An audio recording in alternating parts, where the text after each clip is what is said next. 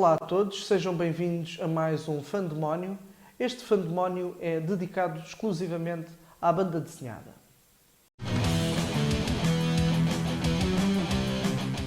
Pois é, viemos até ao 25º Amadora BD. São 25 anos do mais antigo festival internacional de banda desenhada do nosso país.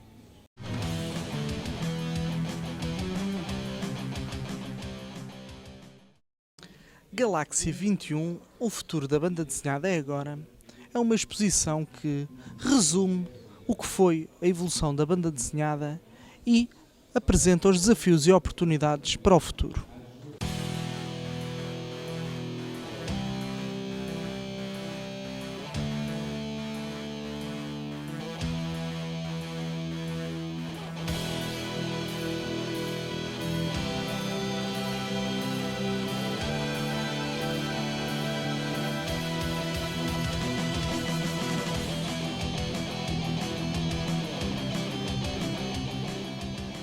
O livro O Baile, grande vencedor em 2013 dos Prémios Nacionais de Banda Desenhada, que ganhou o melhor álbum, o melhor desenho e o melhor argumento, é um dos livros em destaque este ano no Amadora BD.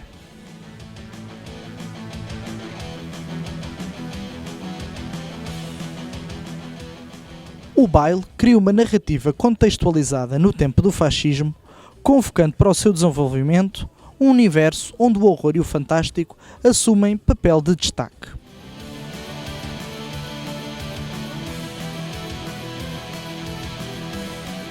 Joana Afonso, a desenhadora de O Baile, é uma das autoras portuguesas com mais destaque nos últimos anos. Em exposição estão trabalhos dela que compõem O Baile, assim como outras publicações onde tem participado.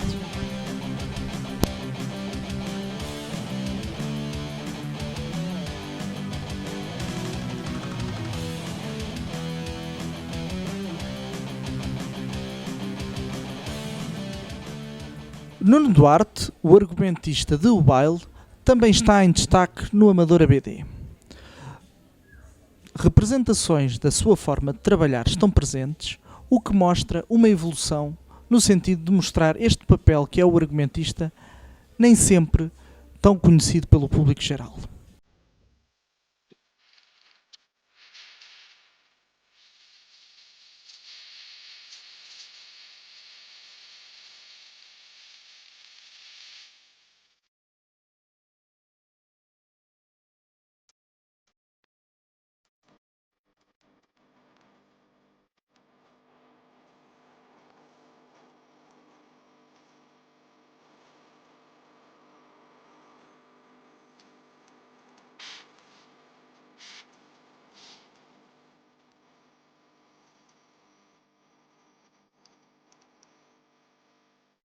Batman, o Herói da Noite, faz 75 anos e, como não podia deixar de ser, tem o seu destaque no 25º Amadora BD.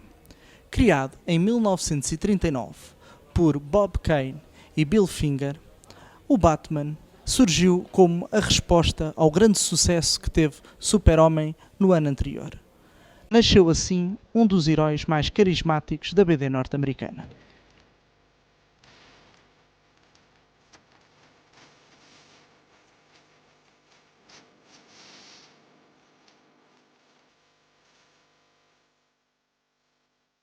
A jovem mais reivindicativa do mundo está de parabéns. Mafalda faz 50 anos.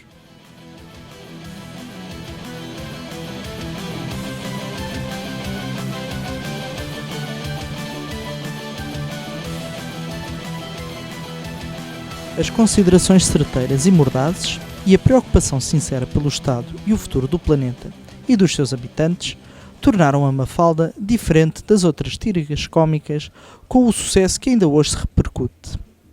Os nomeados para os Prémios Nacionais de Banda Desenhada 2014 estão aqui expostos para que toda a gente possa ver quais são as obras a concurso.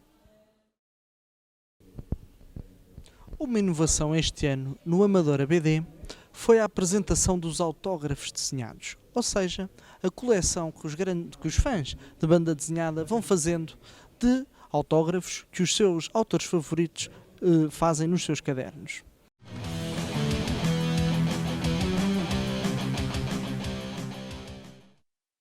Estamos agora com João Miguel Lameiras, que podemos dizer um faz-tudo da banda desenhada em Portugal, desde autor a livreiro, que é comissário da exposição dedicada ao surfista prateado, que foi o vencedor dos clássicos da arte em 2013. João, a primeira pergunta que te faço é: como é que surge o desafio de se fazer uma exposição dedicada ao surfista prateado? O desafio surgiu logicamente do prémio que o livro da coleção Heróis Marvel Série 2 da Levoar ganhou do clássico da banda desenhada, que tem uma história de surfista prateado do Moebius e uma seleção de histórias do John Buscema com argumento do Stan Lee. E, portanto, como o livro ganhou o prémio do clássico da non-arte, tinha direito, por inerência, a uma exposição. No caso desta exposição, procurou um bocado alargar-se mais o âmbito, ou seja, não concentrar-se apenas nos autores que estão presentes no livro, até porque foi muito difícil arranjar material, quer do John Buscema, quer do Moebius. Aliás, a única prancha original do Moebius ainda não chegou, chega segunda-feira, teve um problema de alfândega. E do Buscema também só temos um original, de maneira que decidiu-se alargar um bocado o âmbito e mostrar um bocado o trabalho de outros autores com o surfista prateado. Não só autores americanos, que publicaram nos Estados Unidos, no caso do Alex Ross, Klaus Janssen, Joe Stanton, que vai cá estar na próxima semana, mas também se lançou o desafio a desenhadores portugueses de recriarem capas ou imagens de histórias de surfista prateado. Temos ali o Jorge Coelho. No caso do Jorge Coelho, foi uma capa que ele fez mesmo para a Marvel, uma capa alternativa, mas temos uma recriação de uma capa dos primeiros números do Surfista feita pelo Ricardo Cabral. Temos também uma prancha recriada pelo Pedro Moraes e outra pelo Peninha Loureiro. Podemos ali ver as 3 fases do processo. E, basicamente, a ideia é a exposição dar assim uma panorâmica geral da maneira como o personagem surfista prateado foi tratado da banda desenhada pelos principais autores. Tu sentes que desde o filme do X-Men houve mais procura do público português por esta personagem não tão conhecida, apesar de ser bastante conhecida, não tão conhecida do público em geral? O surfista prateado sempre foi um personagem de culto, mesmo nos Estados Unidos. É muito popular, mas nunca vendeu muito. As revistas do surfista prateado acabaram sempre por não durar muito tempo. De vez em quando saem umas minisséries, mas não, mesmo atualmente não há uma revista do surfista em publicação contínua. É verdade que o filme do Quarteto Fantástico, o segundo em que aparece o surfista, pode ter tido algum impacto, mas eu acho que é mais a própria essência da personagem e o facto de ser quase um ícone da cultura pop. Portanto, mesmo quem nunca leu uma história do surfista reconhece logo este personagem aqui. Acho que é mais isso que justifica o impacto da personagem. Enorme, brutal, colossal 2012, Prémio Nacional de BD 2013 para melhor álbum de tiras humorísticas, é obra de Henrique Monteiro aqui exposta, que mostra um choque de titãs entre super-heróis e figuras da nossa praça.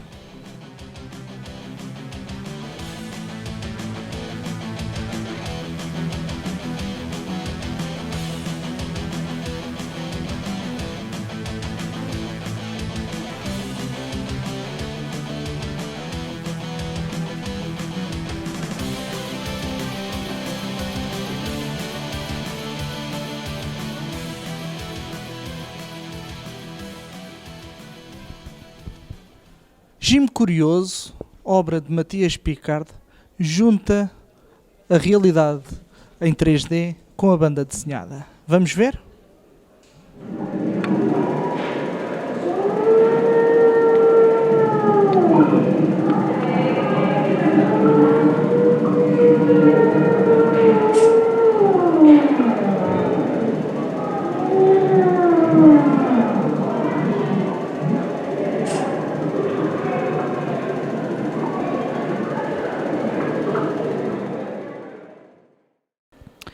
O Prémio Nacional de BD 2013 para melhor fanzine calhou a BDLP, cuja sigla significa Banda Desenhada de Língua Portuguesa. O projeto resulta da boa ligação entre o angolano Olindomar Studio e o português Grupo Extractos. No espaço de convívio do 25º Amadora BD encontram-se as principais editoras de banda desenhada, assim como as livrarias da especialidade. Ao lado temos o espaço dos autógrafos, onde todos aqueles que quiserem um autógrafo desenhado do seu autor favorito o podem fazer. 25 anos, 25 autores, 25 cartazes. É assim que terminamos a reportagem sobre o 25º Amadora BD. O que o futuro nos reserva, não sabemos, mas temos a certeza que para o ano cá estaremos.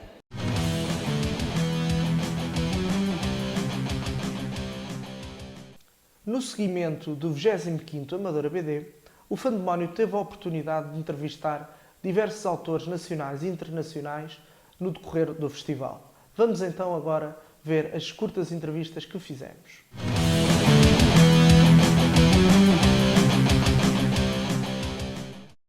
Estamos agora com Joana Afonso, autora de BD e premiada o ano passado nos Prémios Nacionais de Banda Desenhada com o melhor desenho com a obra O Baile.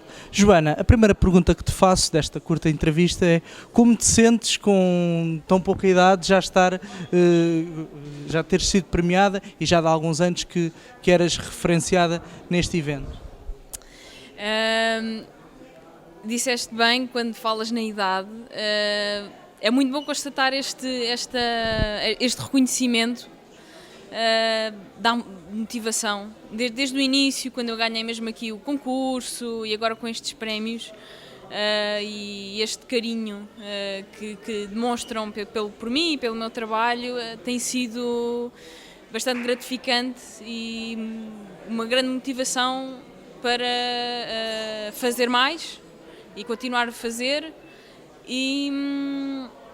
Mas tem sido muito bom, apesar de, lá está, eu estou apenas a começar, sinto-me a começar, ainda tenho muito que aprender, evoluir, há coisas, pronto, enfim, estamos sempre a aprender. Portanto, foi muito bom, mas estamos agora cá para mais, não sei. Tu, para além de banda desenhada, fazes animação. Tens alguma preferência por uma destas duas áreas? Gostas das duas da mesma maneira? Sentes que as duas podiam andar mais lado a lado do que andam neste momento? Essa é daquelas perguntas que quando me fazem, eu fico um bocado, pronto, não é confusa, porque eu gosto das duas áreas. Se calhar tive mais, o meu primeiro impacto foi com a animação propriamente dita, do que com o desenho em banda desenhada.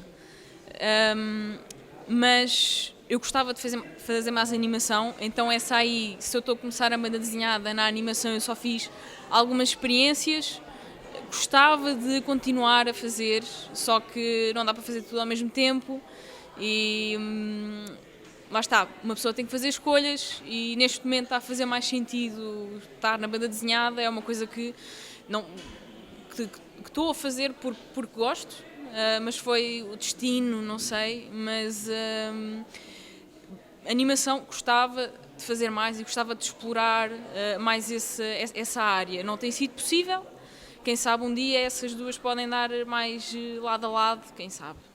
Sentes que o mercado da BD em Portugal, quer em publicação de autores portugueses como publicação de BD no geral, está a enfrentar agora uma viragem de ciclo e as coisas estão melhores e nesse aspecto ainda bem para a tua carreira, como é que tu sentes esta virada? Sim, por um lado está-se a ver muita produção portuguesa e com qualidade, vê-se pelos prémios, parecem, não vou dizer se calhar cogumelos, mas estão a aparecer em termos de publicações portuguesas, bastantes coisas e boas. Em termos de compra, as pessoas podem estar um pouco mais alertadas para os desenhadores portugueses e isso mais. Ainda há talvez um caminho a percorrer, mas se calhar se calhar o ponto mais importante ou que se pode começar é pelos próprios autores de fazerem coisas, mostrarem coisas com qualidade, irem fazendo coisas para, lá está, também existirem essas tais coisas para as pessoas verem e o festival é uma ótima altura para, em termos de divulgação do trabalho de autores e quem está a começar e por aí fora. Joana, a terminar, o Nuno Duarte, o teu companheiro no baile, não pode estar presente. A pergunta que faço em relação a essa obra como é que tu sentiste trabalhar com ele, como é que é a relação entre argumentista e desenhador? Foi uma boa relação, foi a primeira relação no sentido profissional, lá está. Mas eu até então não tinha qualquer experiência em termos de uma banda desenhada tão grande e a trabalhar com outra pessoa. Mas como o Nuno Duarte pôs o seu ponto de vista, como nós trabalhámos, porque depois nós também partilhávamos o espaço do Lisbon Studio, havia bastante comunicação e sempre que eu fazia qualquer coisa mostrava-lhe, criava-se uma sinergia boa de discussão e foi uma belíssima experiência mesmo para recordar e só tenho boas memórias disso. Muito obrigado, Joana, vamos vendo por aí. Estamos agora com Diogo Carvalho, autor do livro Obscurum Nocturnus, uma publicação de autor, e a primeira pergunta que te faço, Diogo, é sentes que para um autor que não tenha tanta capacidade de chegar a grandes editoras, a autoedição neste momento já é uma alternativa? Eu penso que não é só uma alternativa, mas como é um caminho que todos os autores devem passar, pelo menos. Tudo bem, podemos conseguir logo uma grande editora, mas uma grande editora tem muitas, não quero dizer artimanhas, porque não é a palavra correta, tem muitas questões que nós aceitamos que a partir desse momento estamos sujeitos a várias coisas que as pessoas se calhar normalmente não têm ideia que acontece. A autoedição em Portugal neste momento, com a edição digital e com a impressão, com a qualidade das gráficas que existem e a relação preço-qualidade, eu penso que é um caminho que quem ainda agora estava com o Marco Parchou da qual Albatroz, e ele disse mesmo, a autoedição para uma pessoa que trabalha e que consiga divulgar e aproveitar os meios que hoje em dia temos, é um caminho obrigatório que as pessoas, que os autores, principalmente os autores de banda desenhada, aconselho a passarem, pelo menos. Obscurum Nocturnus fala-nos não querendo revelar, mas de um apocalipse zombie, não é bem um apocalipse, mas de um fenómeno zombie. Tu agrada-te esta temática, porque soubeste muito bem agarrar esta temática à tradição portuguesa e não querendo revelar o livro. Como é que vês este fenómeno agora dos zombies e do sobrenatural? É assim, eu sou um bocado sujeito, um bocado parcial de falar, porque um dos meus livros favoritos é o primeiro TPB do Walking Dead e foi uma grande influência com o desenho do Tony Moore. Eu adoro Tony Moore. E também o fenómeno todo zombie gosto, acho que está a ser bastante bem aproveitado, esperemos que não em demasia como foram os vampiros, não é? No entanto, o livro aproveita mais tradições, terror de tradições, mais envolvendo bruxas e demónios, e onde os zombies são mais o exército, os henchmen, ou seja, o exército que está ali para basicamente levar nas trombas. E sim, é um tema que gosto muito, porque além do que eu estava a dizer, do Walking Dead, uma das minhas séries favoritas até um certo período, foi o Sobrenatural, uma série também envolvendo todos os rituais, e sempre me interessei por esta temática. No entanto, também tenho outras histórias passadas em outro género, comédia, ficção científica. Para mim interessa-me a história. Se a história é de terror, deve usar tanto os clichês como saber usar. Quando eu digo clichês, as pessoas assustam-se um bocado com a palavra clichê, mas eu acho que sabendo usar alguns clichês é bom para a história, mas devemos utilizar, se é de terror, tentar contar a melhor história de terror possível. Se é de ficção científica, tentar contar a melhor história de ficção científica possível. A história está nas personagens, no chamado MacGuffin, o que vai desenrolar a história, e não no tema. O tema é apenas o que vai ajudar, ou o que melhor se enquadra àquela história. Portanto, sim, eu gosto do fenómeno e acho que o utilizei de uma maneira, da maneira que eu achava lógica na história. É um projeto para continuar, porque o livro acaba de uma determinada maneira, mas voltarias a estas personagens? As personagens foram construídas, este livro é como se fosse um episódio piloto. Tem arco fechado, lê-se o livro perfeitamente, se não continuar, não continua. Tirando o tema, é um pouco como o primeiro Matrix. Terminou ali, poderiam continuar ou não continuar. Continuaram, fizeram asneira, na minha opinião.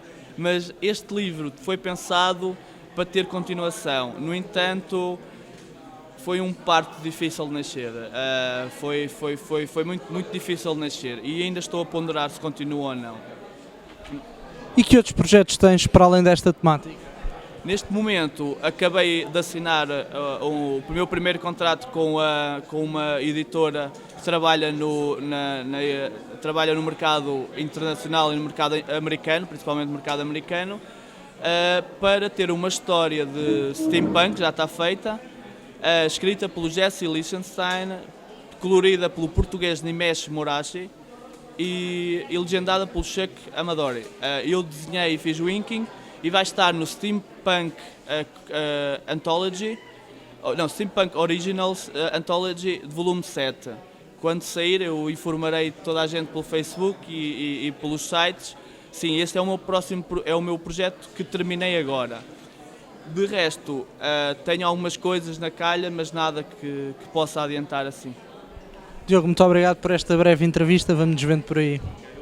Obrigado. O Festival Internacional de Banda Desenhada da Amadora é prolífico em ter trocas culturais e para falarmos disso e de uma troca cultural que existe com uma publicação que é o BDLP entre Portugal e os países de língua oficial portuguesa, temos João Mascarenhas, Che, Gurgel, Lindomar, Sousa, Carnote Júnior. Júnior. João, como é que surgiu a ideia do BDLP? O BDLP nasce exatamente em 2010, quando a minha primeira participação no Festival Luanda Cartoon, em que os diretores do festival me convidaram a participar na edição desse ano, e nós verificámos de facto que havia espaço para uma edição conjunta entre autores angolanos e autores portugueses.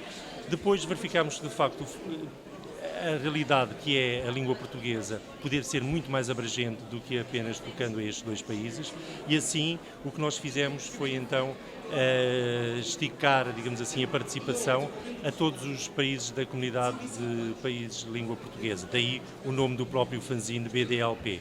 É uma edição anual, portanto este ano é o 4º número que estamos a publicar. E o último ano tem sido particularmente grato para todos nós, uma vez que tem sido reconhecido internacionalmente este nosso trabalho, com nomeações em festivais internacionais e alguns prémios, nomeadamente no Festival Amadora BD e também nos prémios HQ Mix no Brasil. Che, como é que tu vês este reconhecimento que o João acabou de dizer desta obra e como é que tu vês esta troca cultural entre Portugal e os restantes países de língua oficial portuguesa, nomeadamente Angola? Bom, eu acho que esse reconhecimento espelha a qualidade dos trabalhos e dos autores que estão expostos no BDLP, porque nós até em Angolema recebemos uma menção, então como no top da banda desenhada mundial nós estamos lá, isso quer dizer que até há qualidade em todos os sítios onde se fala a língua portuguesa. Eu acho que esse intercâmbio que tem havido só tem, principalmente no lado de Angola, ajudado os jovens artistas a terem uma forma de expansão da sua arte e um incentivo maior para continuar a produzir banda desenhada. Nesse momento nós temos dentro do estúdio Lindomar um conjunto de artistas que praticamente dormem no estúdio, porque agora eles viram o seu trabalho reconhecido, viram o seu trabalho publicado e agora então acreditam que é possível viver-se de fazer aquilo que eles gostam e então agora querem se dedicar com mais afinco, produzir coisas melhores, inovar o traço. E nós temos visto essa progressão, mesmo a nível do reconhecimento aqui dos trabalhos que nós temos feito em Portugal e no Brasil, é muito importante. Então, nós achamos que o trabalho que o BDLP tem estado a desenvolver está a ser super impecável e a expansão dos nossos nomes e daquilo que nós fazemos é muito importante. Lindomar, tu foste, em conjunto com o teu irmão, criador de uma revista que é o Cabatula. Sentes que a revista lá, eu sei que tem bastante sucesso em Luanda, principalmente, sentes que poderia também vir com esta troca a vir a ter sucesso em Portugal, tendo em conta a comunidade angolana que existe em Portugal e as brilhantes histórias que lá estão, sempre cheias de humor? Sim, com certeza. É claro que a relação entre Portugal e Angola não é uma relação nova, uma relação de muitos e muitos anos. E tendo banda desenhada angolana publicada cá em Angola, nesse caso o Cabetula, publicado em Angola, acredito que tem mercado e tem espaço para tal, porque cada vez mais temos portugueses em Angola, cada vez mais temos angolanos aqui em Portugal e a banda desenhada seria como uma ponte, né? Um intercâmbio cultural, e seria uma passagem da mensagem do que está a acontecer em Angola, do que se vive em Angola, e não só seria do interesse da comunidade angolana, mas como do interesse dos próprios portugueses. Eu acredito que sim, é um dos processos que já estamos a tentar tratar com editores, para ver se trouxemos a revista Cabetula também aqui em Angola. Inicialmente com uma tiragem mais reduzida, não igual à da Angola, mas à medida que for tendo o seu espaço aqui, podemos pensar em fazer crescer. Carnote Júnior, o que é que achas que faz falta à banda desenhada angolana para evoluir? Para já a base é o conhecimento. O conhecimento e termos, se calhar, mais presença de outros autores estrangeiros. Isso fortalece de todas as formas os nossos mais novos desenhadores no país. Isso cria muitas motivações, ajuda-nos a reunir melhores condições para que futuramente elas consigam desenvolver com alguma facilidade. Eu sou da opinião também, e acredito que nós já trabalhamos nisso, embora não está presente nesse momento, que nós precisamos ter mais visitas, precisamos ter pessoas de renome em termos na história da banda desenhada, personagens com alguma referência, e isso vai nos ajudar de certa forma a melhorarmos e termos mais qualidade. E passarmos também a nossa arte, né, para os países estrangeiros, nesse caso Portugal, passarmos também passamos a transmitir também as nossas culturas, e é de modo que também Angola fica a ser conhecido como um dos grandes países fortes da banda desenhada. E essa é a principal ideia. Muito obrigado a vocês os quatro, foi um prazer.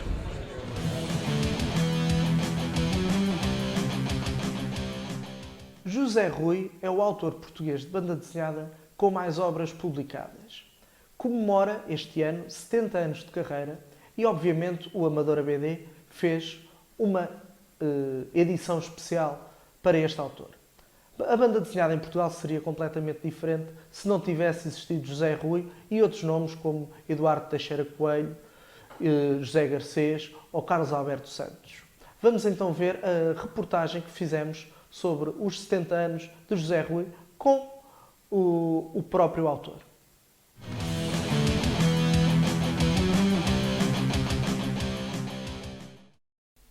21 de dezembro de 1944 marca o início da carreira mais antiga e ainda em atividade da banda desenhada nacional.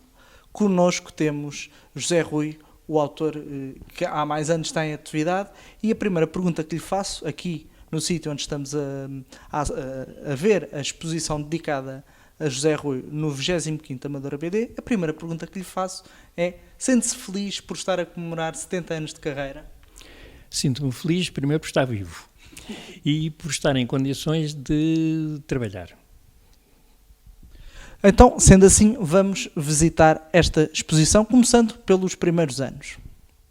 Mestre José Rui, a primeira obra foi, pelo que eu vejo, sobre o Natal. O que nos pode dizer sobre os seus primeiros anos de atividade? Eu, quando tinha 14 anos, meu pai levou-me à redação do Papagaio, que era um jornal infantil. Eles gostaram dos desenhos, embora incipientes, como se pode ver, E disseram-me, olha, façam um desenho que nós podemos pôr na página central sobre o Natal.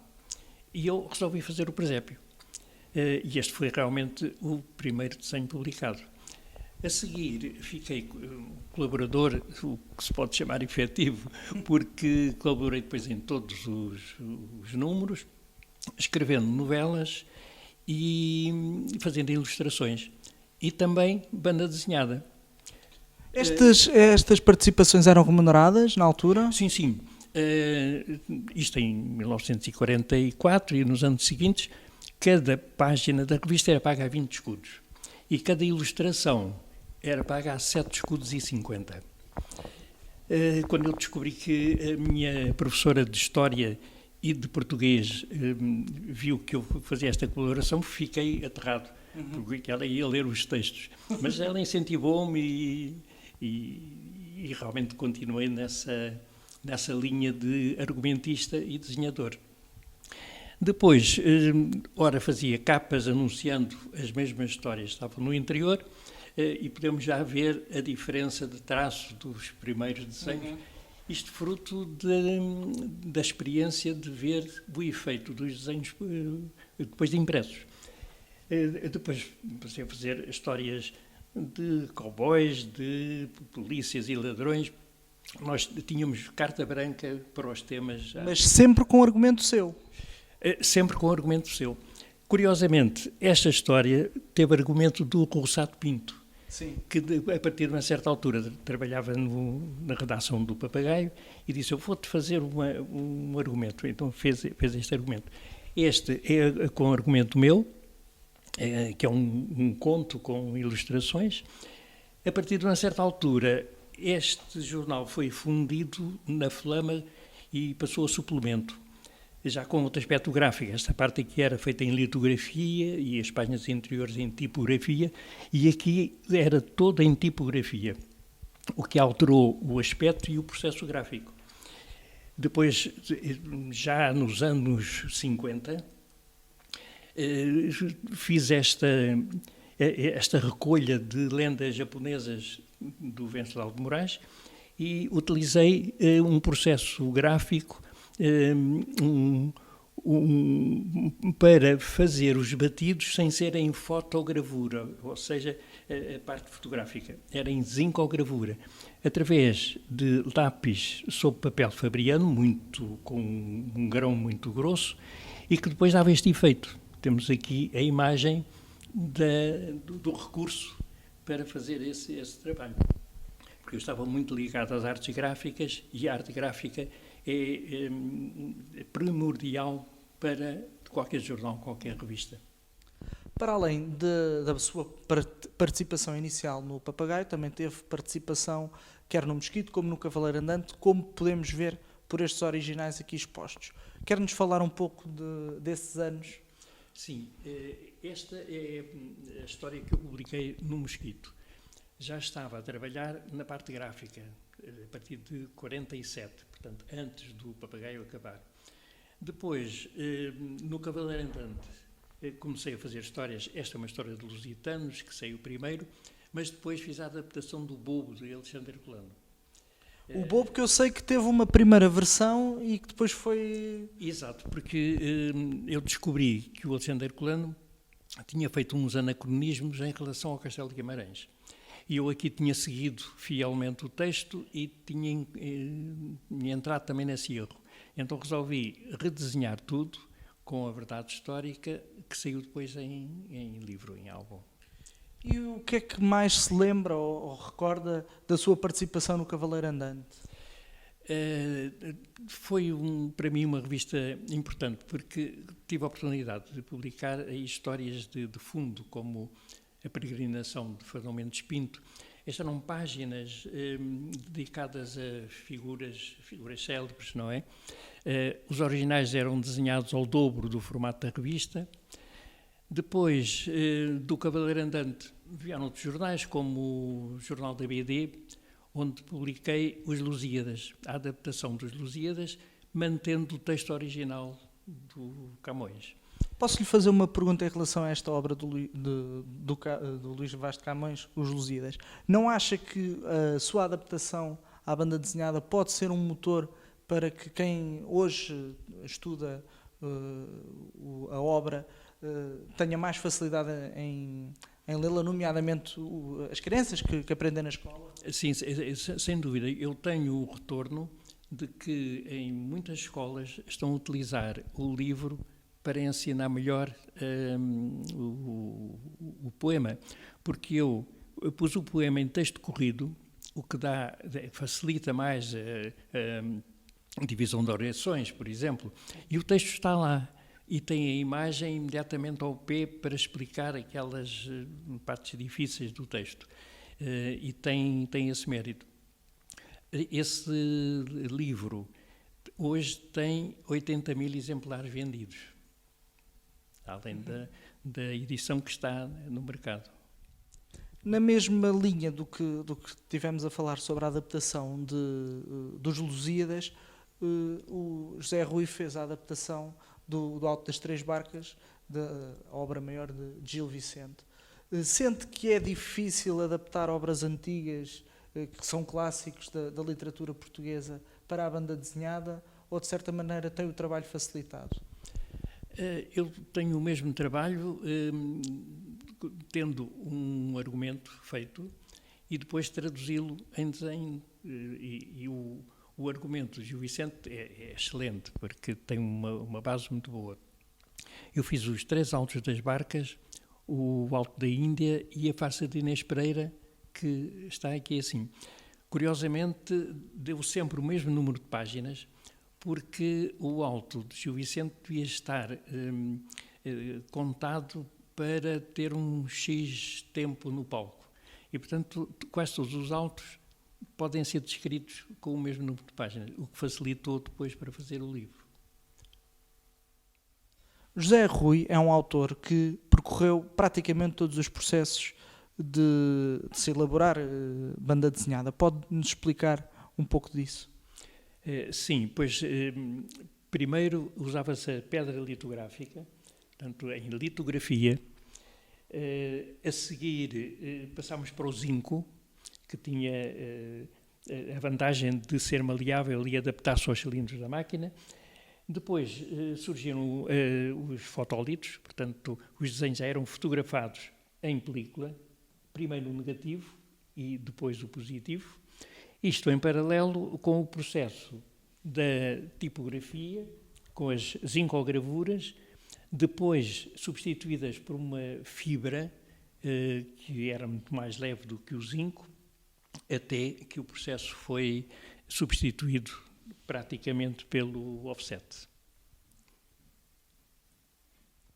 José Rui, a terminar este resumo de 70 anos de carreira, temos obras mais recentes, onde em algumas já foi utilizado os métodos digitais. O que é que nos pode dizer, quer de como sente a utilização destes novos métodos, quer o que lhe reserva ao futuro com obras que neste momento ainda estão inéditas?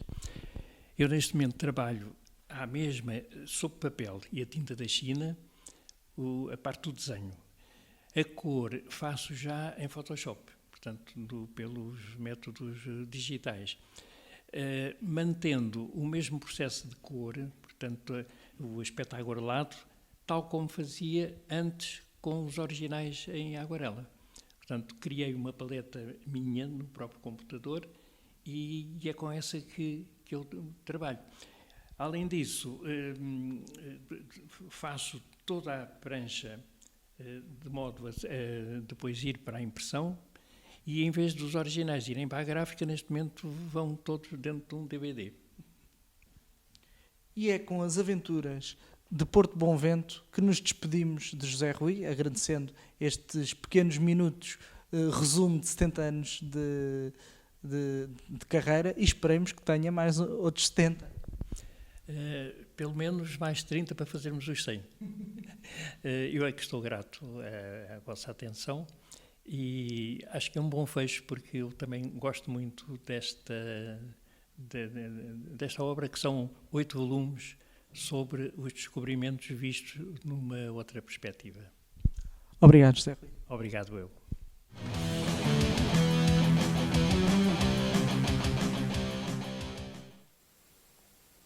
E por hoje é tudo. O Fandemónio volta para a semana.